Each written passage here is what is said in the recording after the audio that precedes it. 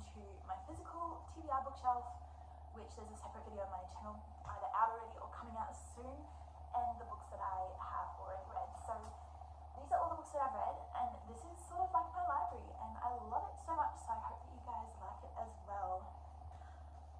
With that being said, let's jump into the video.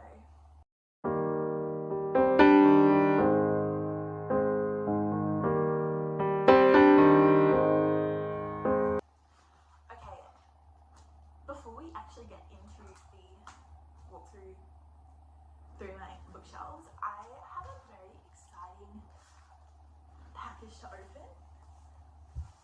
I'm pretty sure that this is my special edition copy of The Invisible Life. I can't even speak, I'm so excited. Special edition copy of The Invisible Life of Addie LaRue. So let's open it up and have a look.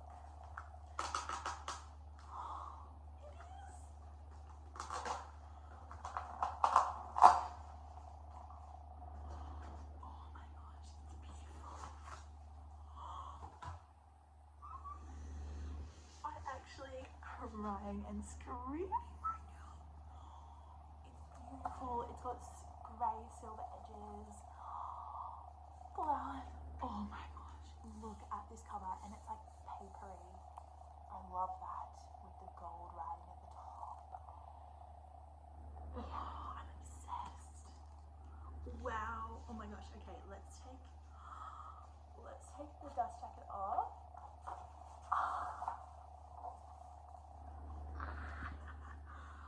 This is beautiful. Oh my gosh, it's silver foiled. Oh, stunning. Okay, are you ready for the inside cover reveal?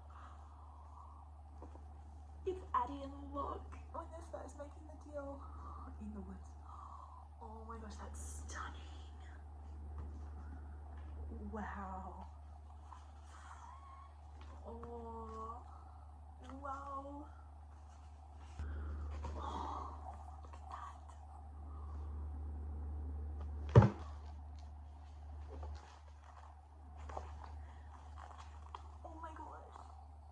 Artwork in the middle. Oh my goodness. I'm obsessed with this. If you can't tell, I'm really excited. Oh my gosh, we have to look at the bookmark. Oh, look, it's like a silver little... This is the first special edition copy of any book that I've ever owned, and if you can't tell, I'm really freaking excited. Oh my gosh. Okay. Well, that was a little bit of excitement for us.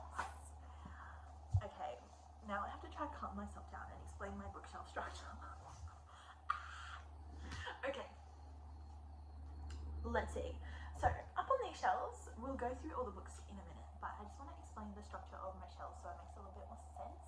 Up on these shelves here, I have 3 shelves of romance. They include adult, YA, and dark romance. Then below them, I have literary fiction across this shelf. Then I have classics and poetry. And then the bottom shelf is sort of just random like puzzle books and stuff. And then up on this shelf, I have 2 rows, well, that's also fantasy, but so 3 rows of fantasy, including YA and dystopian and fantasy. And then this shelf here is crime, mystery, sort of vibe. Crime, mystery, thrillers.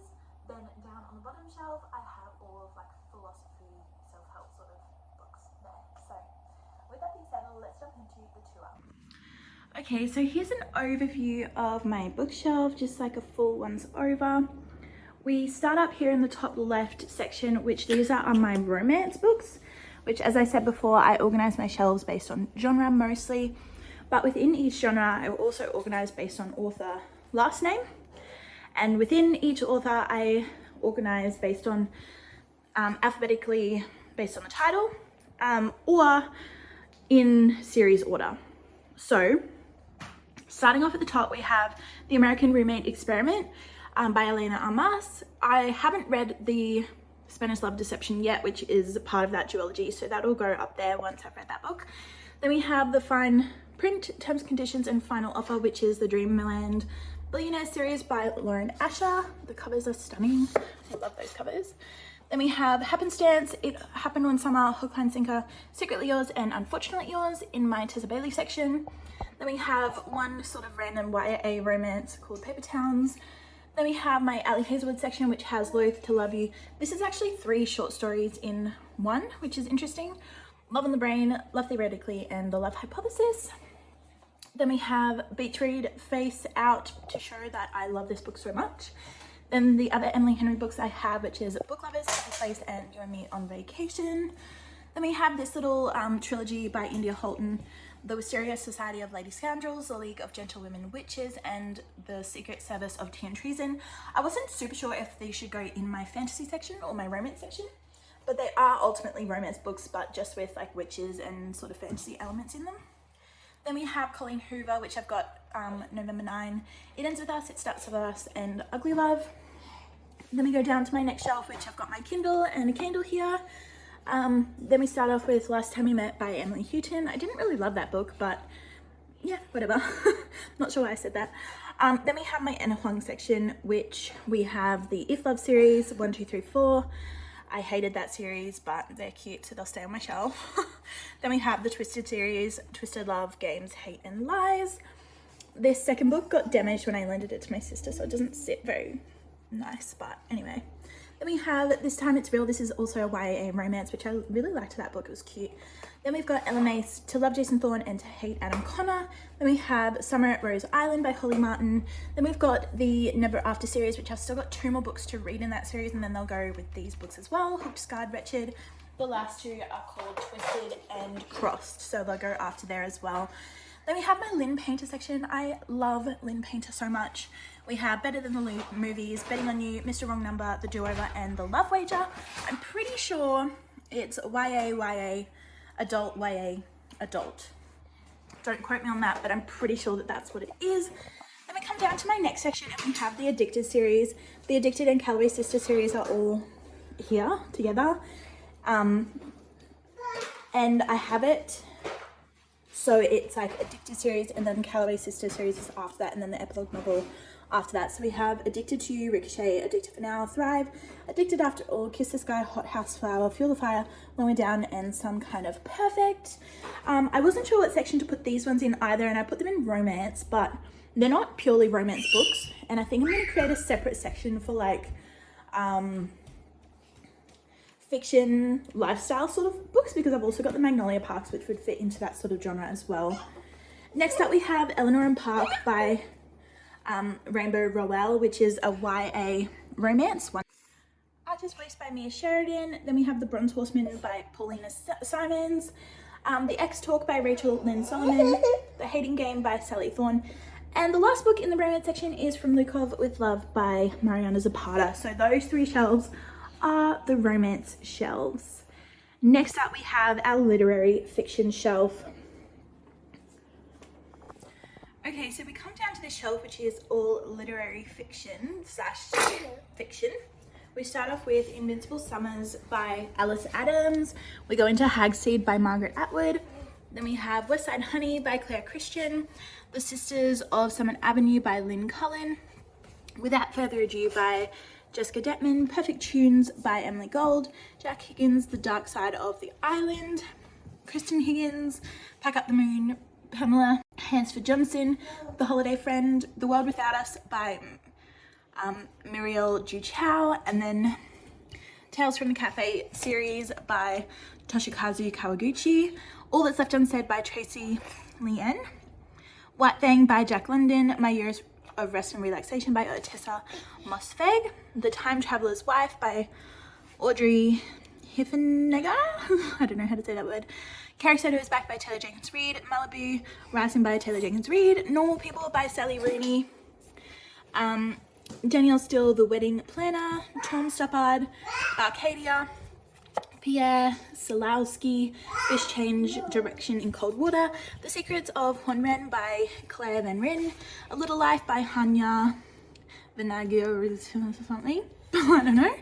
Tomorrow by Gabrielle Zevin, and we just have some perfumes for decoration on the side. Our next shelf we go down to, we have classics and poetry on the left. I don't have a lot of these yet, but there's this set of classics by Jane Austen that are like pastel and leather bound, and they're beautiful. So that's sort of what I'm aiming to get at one point. These may not be in alphabetical order because they are accessible to this little demon.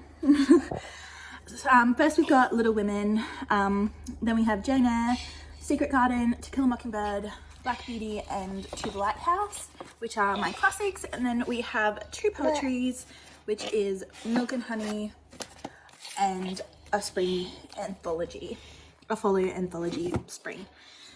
On this side, I just have some random like recipe books, and then I've got puzzle books on the bottom, so they're not very interesting. And once my collection of books gets bigger, those sort of extra type books will probably get moved away. So that is the whole first shelf. Then we move on to the second shelf, where we start the first three shelves off with fantasy and dystopian. So we have The Cruel Prince trilogy by Holly Black, The Cruel Prince, Wicked King, and Queen of Nothing. Then we have Masters of Death and One for My Enemy, both by Olivia Blake. Then we have the first book in the Crowns from Naxa series, which is The Serpent and Wings of Night. I have read the other two in the series as well. You right, baby? Which is the novella and the last full book, but I am waiting for them to be released in like mass market paperbacks so that I can get them for cheaper. And then we have the Selection series, which is dystopian. Now, I've only got the last book in the Hunger Games series at the moment. I'm trying to find the same cover versions to match this one. I got this at an op shop for $2 and I was like, sweet, I wanted to get the Hunger Games series, but they don't release them in this cover anymore. So I'm trying to hunt down the first two books in the series in this cover. Then we have the ACOTAR series and Throne of Glass, which are beautiful. I love it when they're standing up like this, like they look so good. Then we go down to the next shelf. We have another dystopian series, which is the Shadow Me series with the novellas in the correct spots. And then we have Twilight, of course. We have the red version, which I feel like this flower doesn't match perfectly. Then we have the Divergent trilogy by Veronica Roth, which is also dystopian. And then, of course, the Harry Potter series here in its box set. And on my next shelf, I have the one and the only The Invisible Life of Addie LaRue, which I just put here. Special edition. I have the normal paperback edition, but I'm still rereading and annotating it, so it will go on the shelf as well. I'm thinking of putting it underneath and then this can sit on top, but we'll see. Then on my next shelf, we go down to crime, mystery, and thrillers. I have a cute little thing here with flowers and soap and whatnot. Okay, first out, we start with the Inheritance Games series. We have the Inheritance Games, Hawthorne Legacy, and The Final Gambit. And then the spin-off series, which is, this is first book and the only released so far in the spin-off series, which is The Brothers Hawthorne, all by Jennifer Lynn Barnes. Then we have The Luminaries by Eleanor Catton. We have The Paris Affair by Pip Drysdale. Then we have Colleen Hoover Verity, None of This Is True by Lisa Jill, The Silent Patient by Alex Michaelides. Whoa! You right, sweetheart? Are you good? Yeah? Then we have The Black Bandit by Jenny Morenfield. This book is actually really special to me because I won it in a writing competition when I was like in grade 4 or something, I think, which is fun. Then we have The Good Girls Guide to Murder series with the prequel at the start, Killjoy, Good Girls Guide to Murder, Good Girl Bad Blood, and As Good as Dead, all by Holly Jackson. Then we have A Shooting Star by Cynthia Riggs. This is actually one I got in that library sale, which I have spoken about before. And it's actually one in an interconnected series, all sort of like mystery vibes. Then we have Peter Robertson Meet Inspector Banks. This is actually 3 short stories in one, and it's all about like this inspector detective guy who goes around solving crimes in this small town. And the last book on this shelf is Riley Sager, The House Across the Lake. This shelf is empty for now. That's rubbish. This shelf is empty for now. It's going to fill up one day, but as you can see, my collection is still expanding. It's not complete and we're getting there, so it'll fill up one day, but for now it's nice to know that I've got extra space to fill.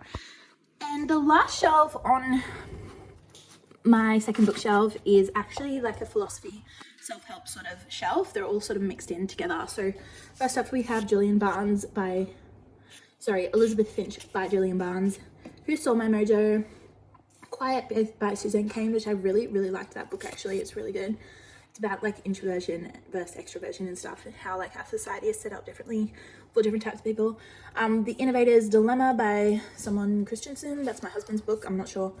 Stay Strong by Audrey Dean, I really liked that book as well, it was really cute. Collapse by Jared Diamond, The Way of Men by Jack Donovan, The Power of Habit by Charles Duhigg, Prisoners of Our Thoughts by those two people, Man's Search for Meaning by Viktor Frankl, which I really recommend that book as well.